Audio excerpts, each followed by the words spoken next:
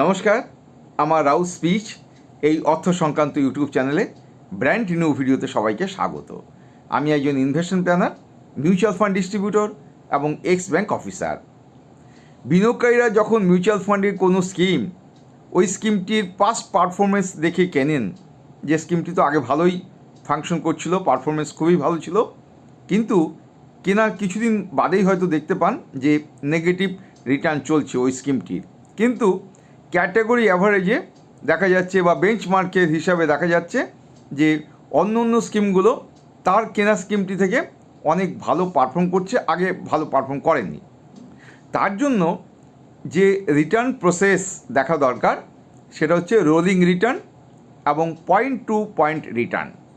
আজকে এই rolling return এবং পয়েন্ট টু পয়েন্ট রিটার্ন নিয়ে আমি বিস্তারিত আলোচনা করব, যাতে বিনিয়োগকারীরা বুঝতে পারেন যে কোনো স্কিম কেনার আগে ঠিক কী কী মেজারমেন্ট তাদের দরকার, মানে যেটা average annualised performance of a mutual fund scheme, সেটা বুঝতে গেলে কিভাবে তাকে ওই স্কিমটির কোন কোন দিক, কোন কোন প্যারামিটার্সগুলো বুঝতে হবে, এবং তার মধ্যে অবশ্যই রোলিং রিটার্ন এবং পয়েন্ট টু পয়েন্ট রিটার্ন, এটা কিন্তু ভালো করে তাকে বুঝতে হবে। আজকে আমার অভিজ্ঞতার ভিত্তিতে আমি এই রোলিং রিটার্ন এবং পয়েন্ট টু পয়েন্ট রিটার্ন নিয়ে আলোচনা করছি। আপনারা শুনতে থাকুন।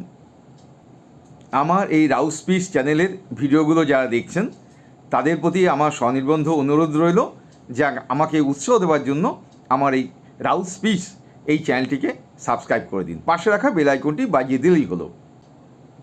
মিউচুয়াল ফান্ডের কোনো স্কিমের রোলিং রিটার্ন মেজার করতে গেলে অন্তত 8 থেকে 10 বছরের ওভারল্যাপিং টাইম পিরিয়ড বাঁচতে হবে। সেটা 10 বছর হতে পারে। কেন বলছি 10 বছরের কথা? বিশেষ করে কারণ দেখুন 2020 সালে দেশে করোনা এসেছিল, তখন বাজার অনেকটাই ডাউন হয়ে গিয়েছিল। তার আগে বাজার কিন্তু বেশ আপ ছিল, কিন্তু তারপরে বাজার যে বুলিশ পর্যায়ে চলে গেল 2022 সাল পর্যন্ত, যখন রাশিয়া ইউক্রেন যুদ্ধ হলো তখন একটু বাজার দমেছিল। 2024 সাল পর্যন্ত কিন্তু বাজার খুব আপ ছিল, কিন্তু সব স্কিম কিন্তু ভালো রিটার্ন দেয়নি। পাস্ট পারফরমেন্স হয়তো আজকে আমরা বলবো অনেকটাই ভালো দিয়েছে, কিন্তু সেটা নয়। এবং 2024 সালের অক্টোবরের পর থেকে দেখা যাচ্ছে নেগেটিভ রিটার্ন দিতে শুরু করেছে। অতএব রোলিং রিটার্ন ভালো করে বুঝতে গেলে এক্ষেত্রে অ্যানুয়ালাইজ রিটার্ন, সেটা কিন্তু আপনি প্রথম 3 বছরের ডেলি ন্যাব হিসেব করে নেবেন। ফর এক্সাম্পল, আমি 1 জানুয়ারি 2016 থেকে 31 ডিসেম্বর 2025 এই সময়কালের রোলিং রিটার্ন মাপতে যাচ্ছি, এবং তার জন্য আমাকে প্রথমেই কিন্তু প্রথম 3 বছরের অ্যানুয়ালাইজড যে রিটার্ন সেটা কাউন্ট করতে হবে। এবং 1/1/2016 থেকে আমি 16, 17, 18, তার মানে হচ্ছে 31/12/2018 পর্যন্ত আমি অ্যানুয়ালাইজ রিটার্ন নেব। এটা কিন্তু ডেলি রিটার্ন নেওয়ার দরকার নেই।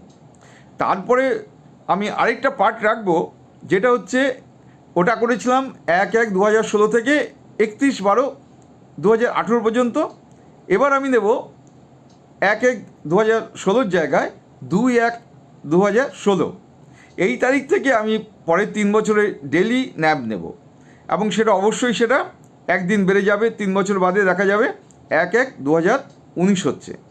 এইভাবে আমি এগিয়ে 10 বছরে একটা হিসাব নেব, এবং এখানে দেখা যাবে যে কোনো সিঙ্গেল পার্সেন্টেজ কিন্তু নেই যে কীভাবে বাড়ছে। কোনো সময় বাজার হয়তো দেখা যাচ্ছে ওই স্কিমটি ভালো ফাংশন করেছে, কোনো সময় আবার দেখা যাচ্ছে বাজার ডাউন হয়েছে, তখন হয়তো দেখা যাচ্ছে ওই স্কিমটি একটু ডাউন হয়ে গেল আবার উঠে পড়লো।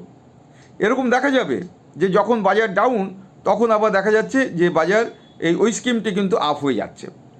এটা অনেক সময় কিন্তু বিভিন্ন আলাদা যদি আমি অ্যাসেট ক্লাস নিই তাহলে কিন্তু এটা ভালো করে বোঝা যাবে। এর জন্য আমি বলবো একটি নির্দিষ্ট অ্যাসেট ক্লাসের মধ্যে হিসাবটি করতে। ফর এক্সাম্পল, যদি আমি মাল্টি অ্যাসেট অ্যালোকেশন ফান্ডের হিসেব করি তাহলে তার মধ্যে তো অন্য অন্য জায়গা রয়েছে, মানে শুধু একমাত্র শেয়ার নয়, সেক্ষেত্রে কমোডিটি মার্কেট রয়েছে, সোনাদানা মার্কেট রয়েছে। ফলে দুটো জায়গা থেকে কিন্তু হিসাবটি হচ্ছে, মানে দুটি অ্যাসেট ক্লাস থেকে। অতএব সেখানে এক ধরনের হিসাব হবে।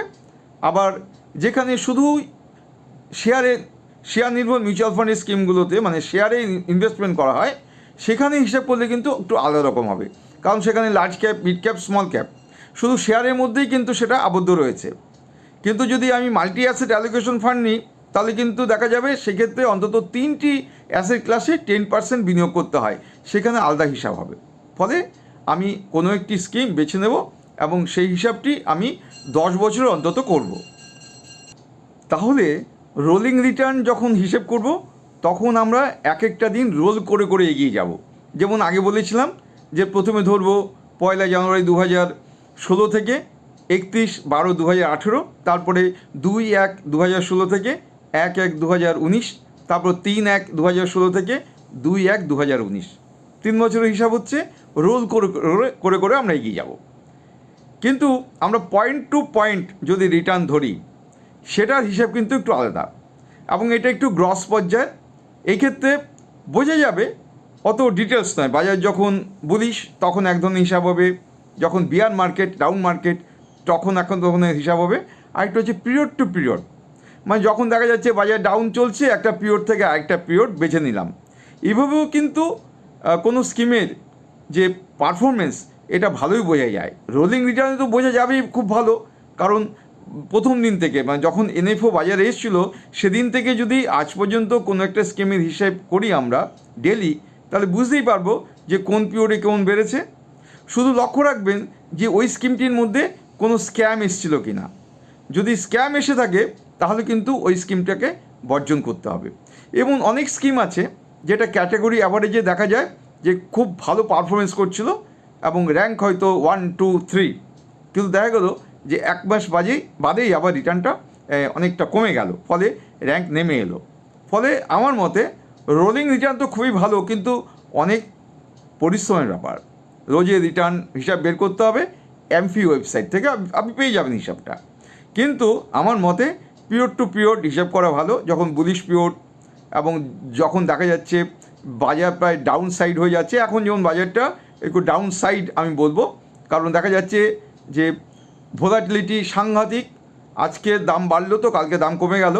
এই সময়ে পয়েন্ট টু পয়েন্ট হিসাব করলে আমার মনে হয় বেশি করে ওই স্কিমের গতি প্রকৃতিটা বোঝা যাবে কেমন রিটার্ন দিচ্ছে। রোলিং রিটার্ন কেন খুব ইম্পর্টেন্ট?